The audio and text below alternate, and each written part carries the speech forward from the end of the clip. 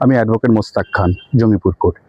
যে সমস্ত ডিলিটেড, যে সমস্ত ভোটার নাম এবং নামের পদবি ভুল রয়েছে, তারা এখন ভাবছেন হতে পারে আমাদের নামের ভুলের কারণে বা পদবীর ভুলের কারণে আমরা ডিলিট ভোটার হিসেবে বা অবৈধ ভোটার হিসেবে আমরা চিহ্নিত হতে পারি। কিন্তু মনে রাখবেন, কোনো ভোটারের নামের ভুল বা নামের বানানের ভুলের ক্ষেত্রে এরকম কোনো আইন বা সংবিধানে কোনো অনুচ্ছেদ নেই কি তাকে ভোটার লিস্ট থেকে বাদ দেওয়া যায়। এবং ইদানিং সুপ্রিম কোর্টে সে রায়টি দিয়েছিলেন কি কোনো ভোটারের নামের ভুল বা বানানের ভুলের ক্ষেত্রে তাকে ভোটার লিস্ট থেকে বাদ দেওয়া যাবে না।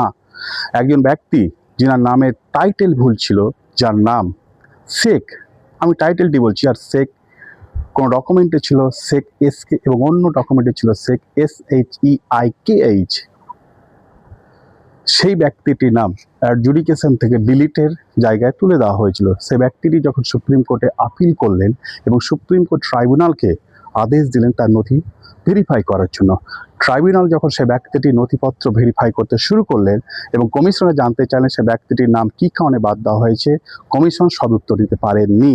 এবং ট্রাইব্যুনাল সে ব্যক্তিটি তথ্য যাচাই করে দেখেন কি ওনার আধার কার্ড, ড্রাইভিং লাইসেন্স, পাসপোর্টে এক নাম এবং অন্য একটি ডকুমেন্টে শেখ বানানটি অন্য নাম। ট্রাইব্যুনাল সে ব্যক্তিটিকে ডিলিট ভোটার থেকে চূড়ান্ত তালিকায় অন্তর্ভুক্তি করেন এবং সুপ্রিম কোর্টের রায়কে উল্লেখ করে বলেন কি the representation of the people acts 1950 section 23 subsection 4-এ স্পষ্টভাবে উল্লেখ রয়েছে কি আধার কার্ড নাগরিকত্বের প্রমাণ না হলেও পরিচয় প্রমাণের একটি বৈধ প্রমাণপত্র। সেই হিসেবে আধার অনুযায়ী এই ব্যক্তিটি সঠিক ব্যক্তি এবং সেই ব্যক্তিটি যে সেই ব্যক্তি, আধার কার্ডই তার উপযুক্ত প্রমাণ। তাহলে মনে রাখবেন, কোনো ভোটারের নামে ভুল বা নামের বানানের ক্ষেত্রে ভুল থাকলে তিনি চিন্তিত বা ভয়ভীত হওয়ার কোনো কারণ নেই।